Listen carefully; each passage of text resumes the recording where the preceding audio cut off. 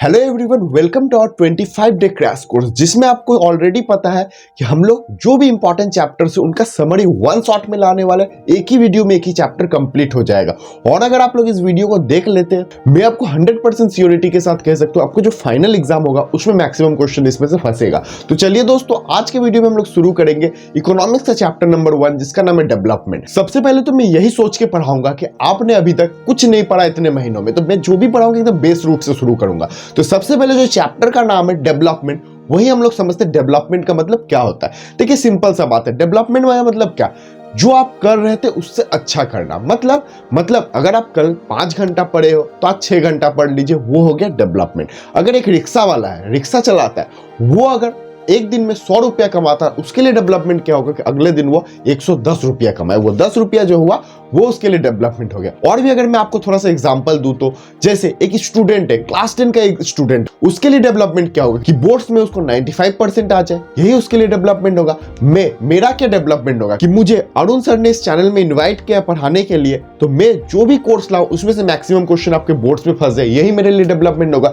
इसी तरह एक पेरेंट्स है, उनके लिए क्या डेवलपमेंट होगा कि उनके जो बच्चे वो अच्छे से पढ़े, माँ बाप का नाम रोशन करे, यही उनके लिए डेवलपमेंट होगा। और एक लीडर है, उसके लिए क्या डेवलपमेंट होगा कि मैं अगले साल, इस साल अगर मैं इलेक्शन नहीं जीत पाया तो अगले वाला जो इलेक्शन होगा उसमें मैं इलेक्शन जीत जाऊं, यही उसके लिए डेवलपमेंट होगा। मतलब सिंपली अगर मैं डेवलपमेंट का बात कहूं तो डेवलपमेंट का मतलब होता है जो आप पिछले दिन कर रहे थे उससे आज अच्छा करना। मतलब आज जो आप कर रहे हो उससे अगला दिन अच्छा होना चाहिए, इसी का मतलब होता है डेवलपमेंट। आई होप आपको बहुत ही ईजी वे में डेवलपमेंट का मतलब समझ में आ गया हो। अब मैं आपको नेक्स्ट टॉपिक में लेके जाता हूं, इनकम एंड अदर गोल। देखो सिंपल सा बात है बच्चों, अगर आपको पता करना होगा कोई भी एक इंसान है ये डेवलप है या नहीं है, तो कैसे करोगे भैया? सिंपल सा बात है कि उसका इनकम देखेंगे। अगर कोई इंसान है महीना में 5 लाख रुपया कमाता है, तो हम लोग बोलेंगे कि हाँ इसका इनकम सही है तो ये डेवलप्ड है। और वही एक कोई गरीब आदमी है, समोसा बेचता है, उसका अगर मंथली इनकम 10,000 रुपया है, तो हम लोग बोलेंगे इनकम के हिसाब से भैया वो तो गरीब हो गया।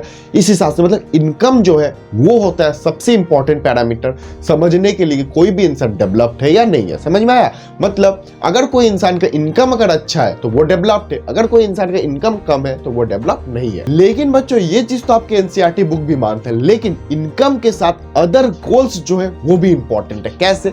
मान लो बच्चों कोई एक इंसान है जिसका इनकम मंथली 5 लाख रुपया, लेकिन वो जिस एरिया में रहता है वहां पे सेफ्टी नहीं है, सिक्योरिटी नहीं है, पानी की अवेलेबिलिटी नहीं है, ये सारी चीज नहीं है। इससे क्या होगा, अगर कोई इंसान 5 लाख रुपया मंथली कमाता भी है लेकिन उसके घर में चोरी हो जाता है, सेफ्टी नहीं है, सिक्योरिटी नहीं है, तो उसके घर में डेली चोरी हो रहा है, उसका 5 लाख रुपया उसके पास रहेगा? नहीं भैया। इससे अच्छा तो जो 50,000 रुपया कमाता है लेकिन वो अच्छा जगह रहता है, वहां पे पानी फ्री में आता है, अच्छा पानी मिलता है, पॉल्यूशन नहीं है, उसके घर में चोरी नहीं होता, उसके 50,000 में अच्छे से चल जाएगा। लेकिन कोई इंसान 5 लाख रुपया कमाता है लेकिन उसके घर में चोरी हो जाता है, पानी नहीं अवेलेबल है, वाटर अच्छा नहीं है, एनवायरमेंट अच्छा नहीं है, पॉल्यूशन है, तो ये सबसे उसको हम लोग डेवलपमेंट नहीं करेंगे। मतलब मैं एक बार सम अप कर देता हूं कि डेवलपमेंट के लिए इनकम तो बहुत इंपॉर्टेंट गोल है, ये आपके बुक भी मानते हैं, आप और हम सबको ही मानते हैं। लेकिन उसके साथ इनकम के साथ जो अदर गोल्स है, जैसे वाटर हो गया, सैनिटेशन साफ सुथरा रहता है कि नहीं, जिस एरिया में रहता है वो साफ सुथरा है कि नहीं, पॉल्यूशन नहीं होना चाहिए, सेफ्टी सिक्योरिटी, ये सारी चीज अगर वहां पे अवेलेबल है तभी उस इंसान को हम लोग डेवलप्ड पर्सन बोलेंगे। अगर सिर्फ इनकम ही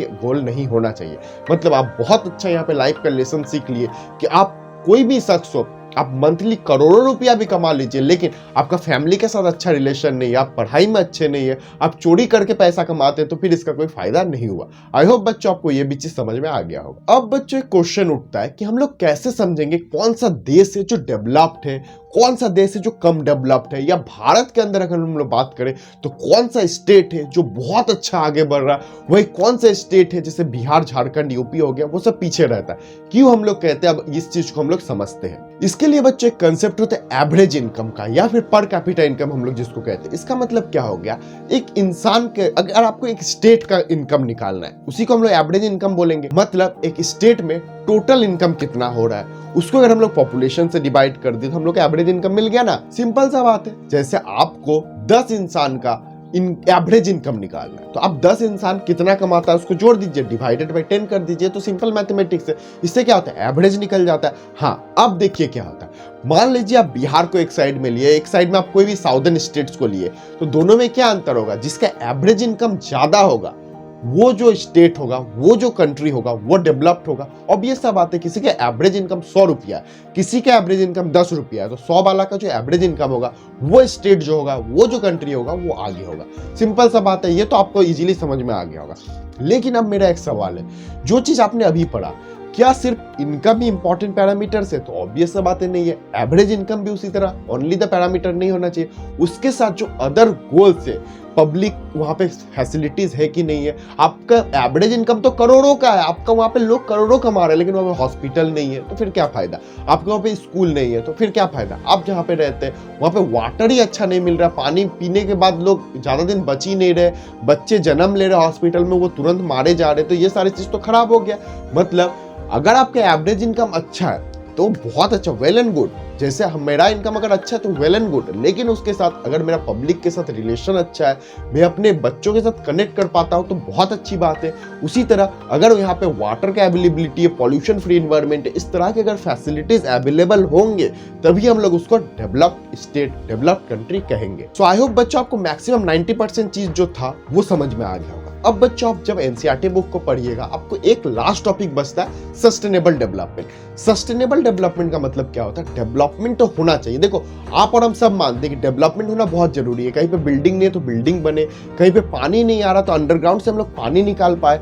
लेकिन ये जो डेवलपमेंट है, ये सस्टेनेबल डेवलपमेंट होना चाहिए। इसका मतलब क्या हुआ भैया, कि डेवलपमेंट तो होना चाहिए, लेकिन उससे हम लोग को इन्वायरमेंट को खराब नहीं करना है। मतलब आपके जो फ्यूचर जनरेशन हो, उसके लिए भी वाटर बचना चाहिए, उनके लिए भी जो इन्वायरमेंट है वो पॉल्यूशन फ्री रहना चाहिए। मतलब डेवलपमेंट आप करिए, आप बिल्डिंग बनाए, स्कूल बनाए, सब कुछ करिए, डेवलपमेंट का बात हो रहा है तो इसमें सब कुछ आएगा। लेकिन ये जो डेवलपमेंट है ये सस्टेनेबल होना चाहिए। मतलब ऐसे डेवलपमेंट करिए जिससे इन्वायरमेंट को भी आप खराब ना करें। समझ में आया बच्चों?